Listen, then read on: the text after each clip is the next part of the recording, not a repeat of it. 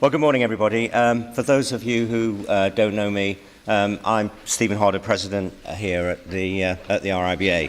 And I just want to welcome everyone to this, which is an open council meeting.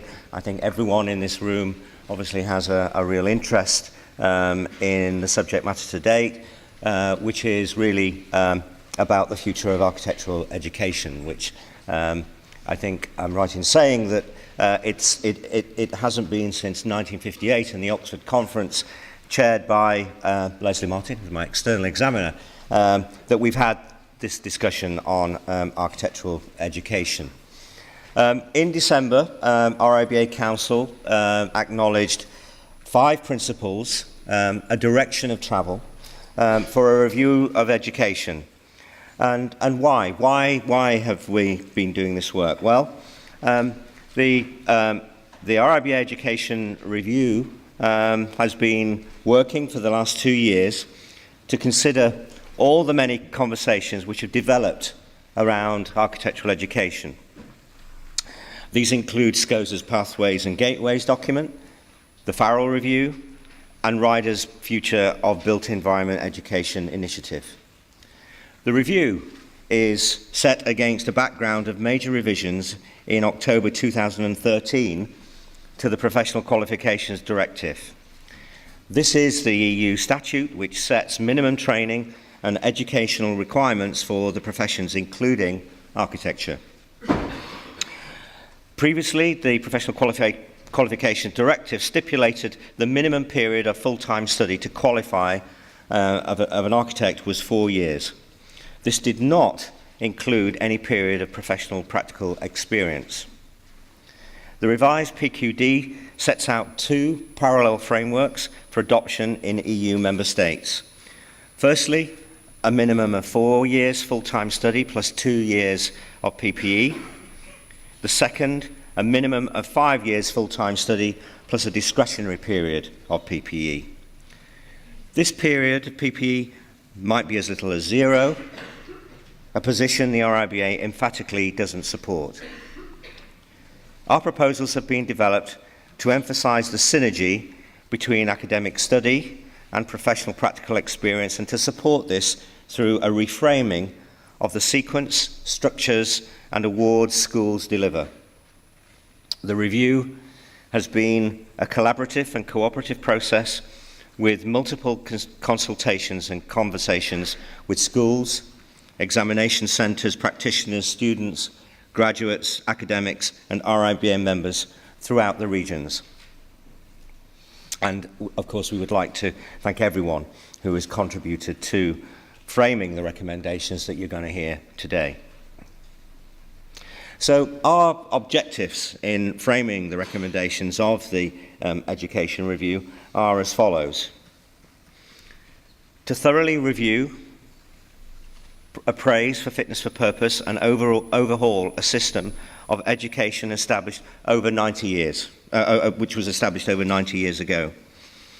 To develop a critical understanding of what the profession, schools of architecture and examination centres believe are core values students and graduates of architecture need. To introduce a better and more comprehensive understanding of the profession of architecture and professional values much earlier in course delivery. To form further closer affiliations between schools and practices in a situation of mutual respect and support. To honour the promise made to students of architecture that they enrol on a course or courses with reasonable expectation that they will become qualified as an architect. To incorporate the examination of professional competence within the overall structure of architectural education, rather than it being independent of mainstream study. To improve the current conversion rate of first-year students to registered architects. To propose flexible models for our schools to interpret, develop and implement that are suited to the needs of a 21st century profession. To consider the impact of course duration of student debt. To maintain and enhance the high international reputation of UK schools of architecture, particularly in relation to the sophisticated design standards emerging at the conclusion of the current Part 2 courses.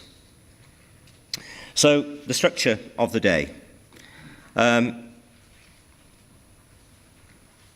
I will be, because this is a council meeting. It isn't a special general. It's just an extra council meeting.